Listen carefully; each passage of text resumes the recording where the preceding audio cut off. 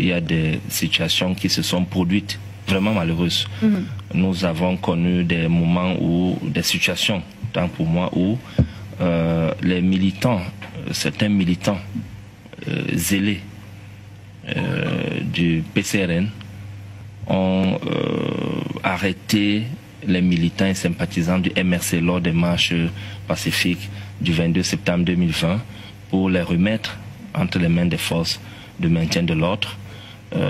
À la cité SIC, ça s'est produit, avec pour motif que les Bamlékés ne vont pas venir marcher ici dans notre quartier de Bassar. Donc ce sont des situations malheureuses.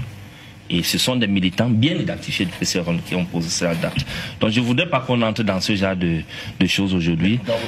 Mon frère Melingue, qui à chacune de ses prises de parole, c'est Kamto, MSC, Kamto, MSC.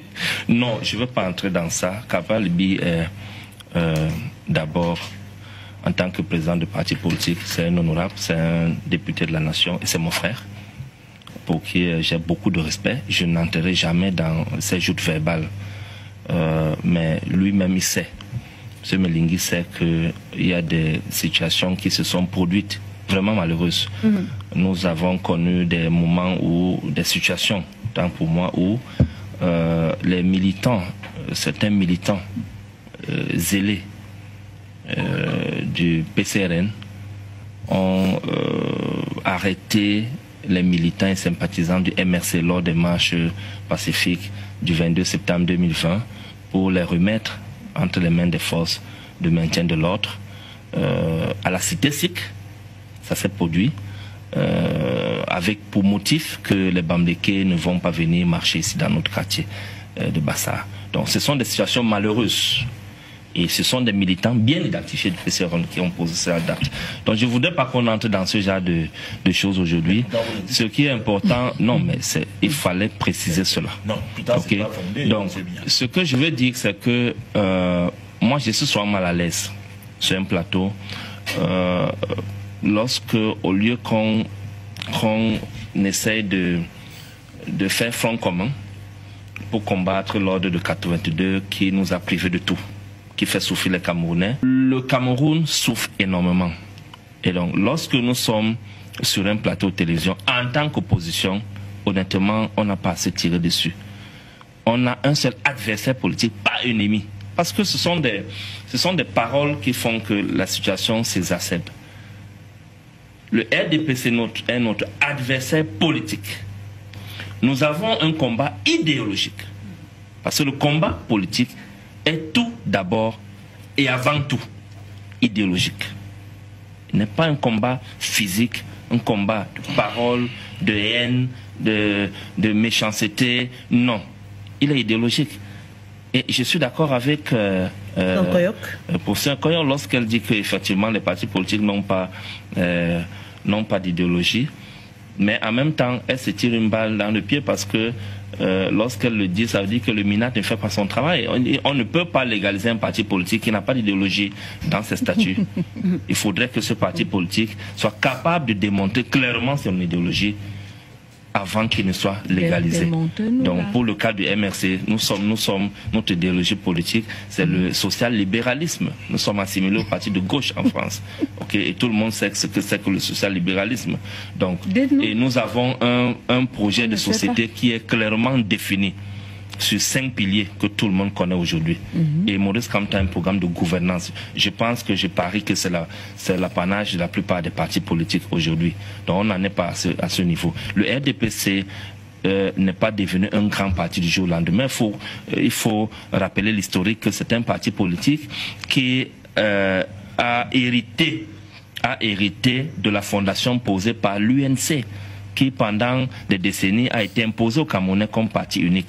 C'est l'UNC qui a muté pour devenir le RDPC, avec tous les moyens de l'État qui sont mis à sa disposition, afin qu'aujourd'hui ce parti puisse être considéré comme un grand parti politique. Mais ce grand parti politique, il ne faut pas oublier, il faut rappeler toujours, questionner l'histoire, a été sérieusement mis en difficulté lors des élections présidentielles de 1992, dont tout le monde le dit sans embâche et sans aucune intention de nuire que c'est Ni John Fundi qui l'avait gagné avec l'Union pour le changement. il y a des partis politiques tels que, à part le SDF, il y a des partis tels que l'UNDP, qui avait remporté un grand nombre de sièges à l'Assemblée nationale à cette période. Le RDPC était devenu tout petit comme ça. Donc, comme pour dire que le RDPC n'est pas une machine qu'on ne peut pas renverser. On peut la renverser. Cette fois-ci, on va la renverser. Ce que je voulais dire ici à M. Bignam, c'est que nous sommes tous de l'opposition. Mais le problème du Tivaouane est une gangrène, c'est un cancer qui mine la société et qui ne regarde pas l'appartenance politique. Vous comprenez? Et maintenant, s'il faut normalement les résoudre, il faut le faire sans embâche. C'est pour cela que je tenais donc à lui dire ceci. Le combat, c'est-à-dire que la vie chère, c'est-à-dire la souffrance des Camerounais, c'est-à-dire que c'est au gouvernement qu'on s'adresse. Mais maintenant, lorsqu'il s'agit des problèmes tels que le tribalisme et autres, nous nous adressons à la société tout entière. Vous comprenez? Ce n'est que dans ce sens-là que j'attirais son attention. Pour lui dire que non, il ne faudrait pas qu'on fasse comme ça, c'est la cachette de l'Autriche. C'est-à-dire que cacher sa tête, croyant qu'on s'est tiré d'affaire, non. La réalité ici, c'est que le problème du tribalisme est entretenu par beaucoup d'hommes politiques, n'est-ce pas? Et je l'ai même dit, c'est-à-dire qu'il y en a qui le font un peu trop. C'est pour ça que j'ai eu à lui dire, et ça aussi il le sait. C'est-à-dire on ne peut pas se mettre à tout dire ici sur le plateau. Moi, je n'ai pas voulu abonder dans le sens. Je ne suis pas d'accord qu'on dise que c'est le gouvernement qui est responsable à 100% des propos haineux, tribalistes et de la violence verbale qui est en train de se muter aujourd'hui, pour prendre place à la violence physique. Ce n'est pas uniquement le gouvernement. On doit questionner tous les acteurs de la société, que ce soit les ménages, les foyers, que ce soit les enseignants, tous ceux qui jouent le rôle d'encadreur, que ce soit les leaders d'opinion. Les leaders d'opinion viennent de tous les bords. Ils peuvent être des leaders d'opinion politiques, peuvent être des leaders d'opinion de la société civile, ils peuvent être des leaders d'opinion du gouvernement, parce qu'effectivement, vous allez voir, par exemple, il y a des membres du gouvernement qui tiennent pour les propos du genre, quand on cherche la bagarre, on ne doit pas porter les yeux sur la tête. Quand on est nounou, la nounou, l'enfant n'appartient pas à la nounou, l'enfant appartient à la propriétaire. Ok? Il ne faut pas tenir ce genre de propos sur la place publique lorsqu'on est membre du gouvernement. Et donc, c'est quelque chose qu'il faut condamner. Cette situation interpelle tout le monde. Lorsque sur un plateau, vous appelez des partis politiques de l'opposition qui n'ont pas les moyens de l'État, non seulement de s'implanter, parce qu'il y a une chose que les gens doivent savoir, les partis, la politique au sein de l'opposition au Cameroun est très difficile à implémenter.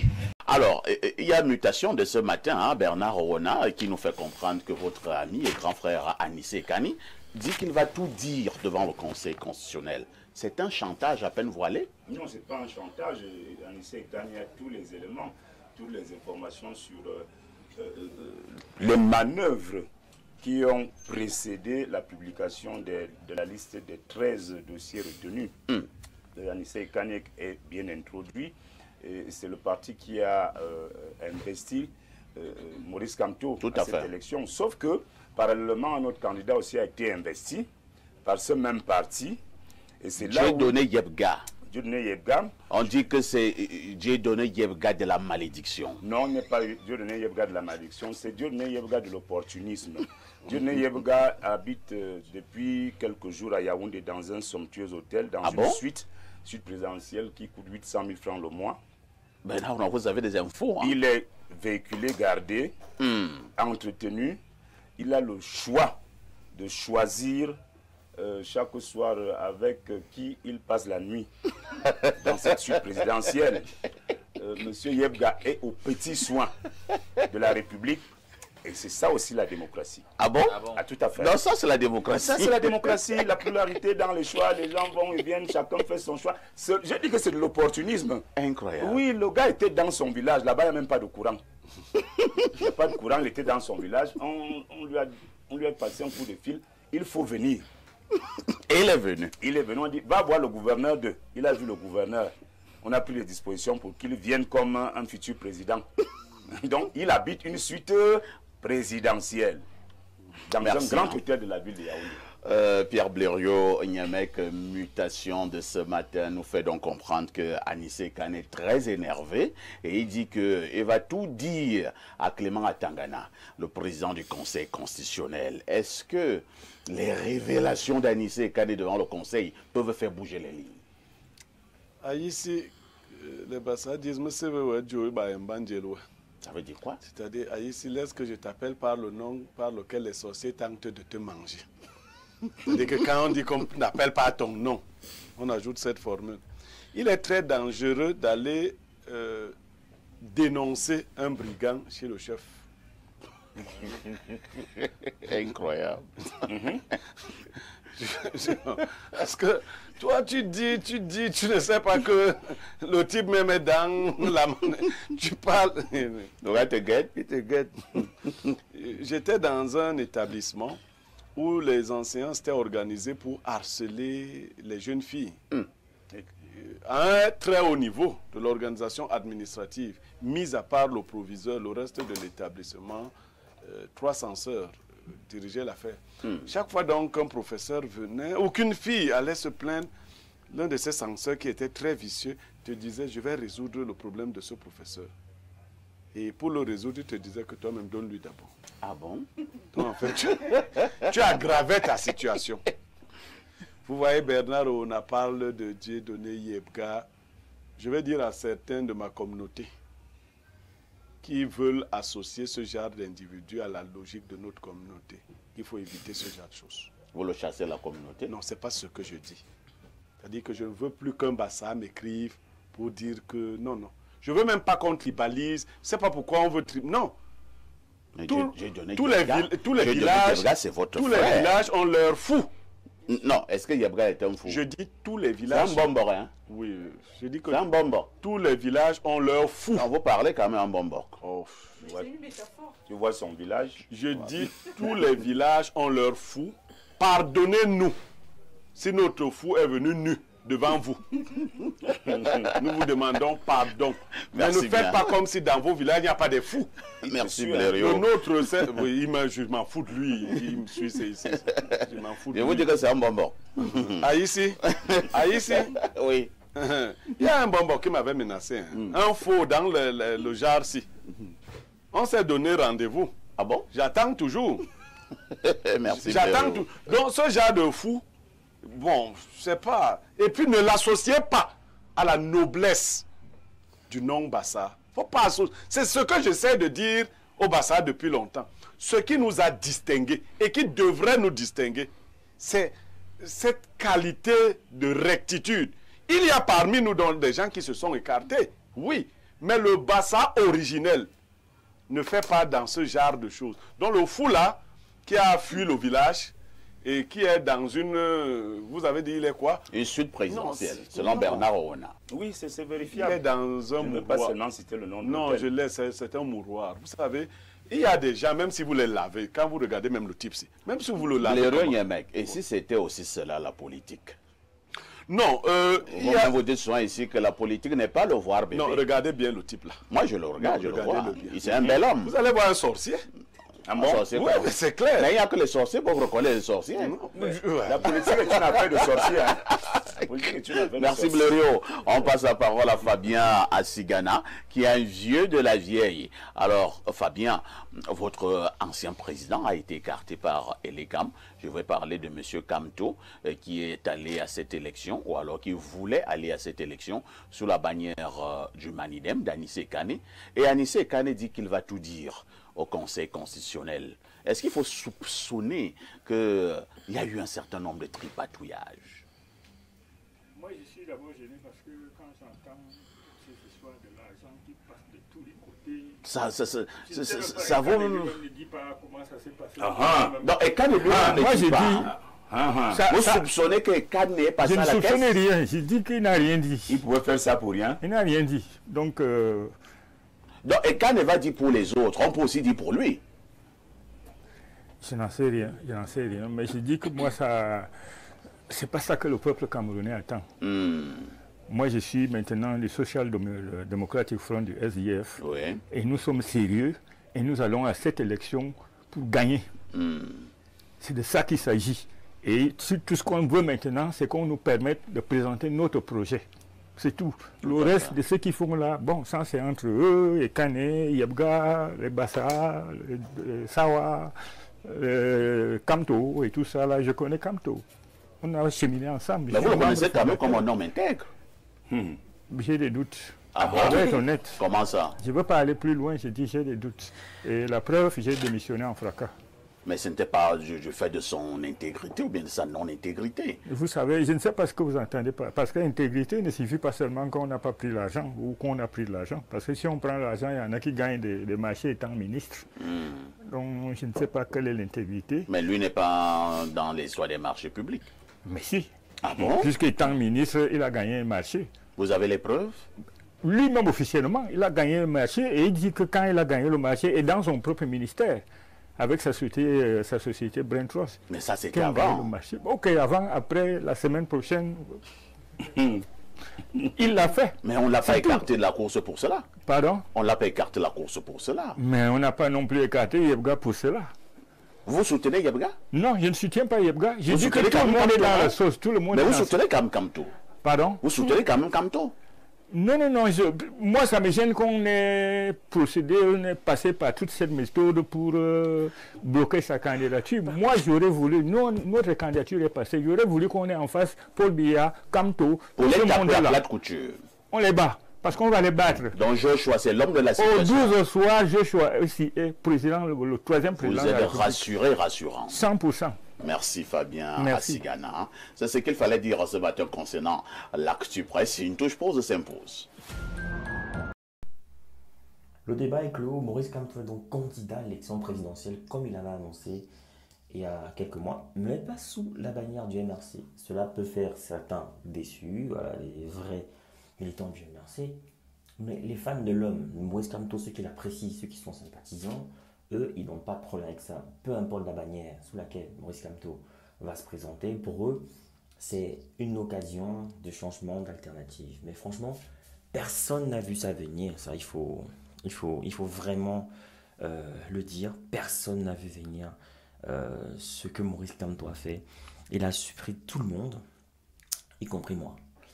Mais c'était quand même prévisible qu'il se présente sous notre parti, mais pas celui du Malidem. Donc le choix du Malidem est un choix surprenant, un choix étonnant au vu des idéologies différentes du MRC et du Malidem, le Malidem qui est une sorte de branche de l'UPC. En tout cas, Maurice Kamto s'est présenté, mais la candidature n'est pas encore validée parce que le processus de validation de la candidature doit respecter les critères. Maurice Kamto a donc choisi un parti politique qui a des élus, mais la façon d'être investi, est-ce que c'est une façon qui est conforme aux normes des LECAM? On le saura dans quelques jours. Est-ce que le ministre de l'administration territoriale ne va pas intervenir, comme il a l'habitude de le faire, dans certains dossiers? Est-ce que avoir déclaré chez un commissaire de police, cela est suffisant? Est-ce que la démission est actée? Est-ce que le temps de constatation de la démission du MRC est acté? Voilà, parce qu'il y a pas mal de théories qui circulent. C'est pas encore très clair. Donc je ferai une vidéo où on va expliquer les règles de candidature, voilà, pour être président, de bout en bout, dans tous les détails, toutes les conditionnalités, et puis les autres arguments de ceux qui pensent que la candidature pourrait être rejetée. Donc, Maurice Kamto a déposé sa candidature. Cela a surpris tout le monde. Élection présidentielle au Cameroun, c'est chaud. C'est vraiment chaud, c'est vraiment chaud. Souvenez-vous, il y a un parti, le Malidem, qui a décidé d'investir le professeur Maurice Kamto du MRC, parce que lui n'a pas les élus pour se présenter aux élections. Mais ce qui se passe, c'est que le président du MRC, qui s'est fait investir par Anissé Kane du Malidem, ce dernier n'est désormais plus reconnu par le ministère de l'Intérieur. Son nom a été carrément modifié cette nuit sur le site du ministère de l'administration territoriale, qui est l'équivalent du ministère de l'Intérieur en France. On a changé le nom du président pour mettre le nom d'un certain Dieudonné Yebga, qui est celui-là reconnu par le ministère de l'Intérieur comme président du Malidem. Conséquent, si cela est confirmé après par le Conseil constitutionnel, l'acte signé par le président du Malidem investissant Maurice Kamto devient nul. Gros danger. Gros danger, grosse épée et Damoclès sur la tête de Maurice Kamto. Qu'est-ce qui va se passer? Qu'est-ce qui va se passer? Les élections camerounaises avec pas mal de rebondissements, 83 candidatures, une investiture inattendue, un parti entre guillemets appelé Yango par les adversaires. Qu'est-ce qu'on n'a pas encore vu? Qu'est-ce qu'on n'a pas encore vu? En tout cas, on n'a pas encore tout vu. Ça ne fait que commencer, nous sommes qu'en pré-campagne. Mais qu'est-ce qui va se passer si jamais Maurice Kamto est débouté par le Conseil constitutionnel? En tout cas, ses partisans sont aux aguets. Ils attendent ce qui va se passer. Nous aussi, on attend. On verra bien ce qui va se passer. On a hâte. Vous voulez créer du contenu qui captive, qui informe. Vous voulez partager votre expérience, votre expertise avec le monde. Vous voulez gagner de l'argent avec ce que vous aimez. Alors, ma formation, elle est pour vous. Cette formation, elle est taillée sur mesure pour vous. Dans cette formation, vous allez apprendre à vous lancer dans la création de contenu, à choisir le bon format, le bon support. Dans ma formation, on apprend à trouver sa niche. On apprend à trouver sa valeur ajoutée, sa proposition unique, sa cible idéale. On apprend plein de choses dans cette formation. Dans ma formation, on apprend à trouver son rythme, on apprend à planifier son contenu, à optimiser son temps tout en restant motivé. C'est une formation accessible à tous, que vous soyez expérimenté, débutant, voilà, que vous vouliez créer du contenu audio, vidéo, écrit ou multimédia. Cette formation, elle est pour vous. Vous devez absolument l'apprendre. Alors cette formation est flexible, vous pouvez la suivre à votre rythme, selon vos disponibilités, vos besoins, vos envies. Elle ne coûte pas cher. 150 € pour tous les résidents en Occident et 75 000 francs pour tous ceux qui résident en Afrique. 75 000 francs CFA seulement. Alors qu'est-ce que tu attends? Souscris rapidement à cette formation parce que les places sont limitées à 50 places maximum et il y aura des formations chaque mois. Chaque formation dure 2 semaines minimum et 1 mois pour ceux qui ont du mal. Il y aura 2 semaines en plus de rémédiation pour essayer d'aider les autres. Alors, appelle ce numéro rapidement et surtout, écris à cet email pour souscrire à cette formation. Voilà, le numéro, je rappelle, 0467 81 59 18, précédé du plus 32. Donc, je reprends, plus 32 0467 ou alors plus 32 467 81 59 18, disponible bien sûr par appel et sur WhatsApp ou alors écrivez-moi tout simplement par mail pour souscrire à votre formation. Donc je vous attends nombreux et les places sont très limitées. Donc à très bientôt.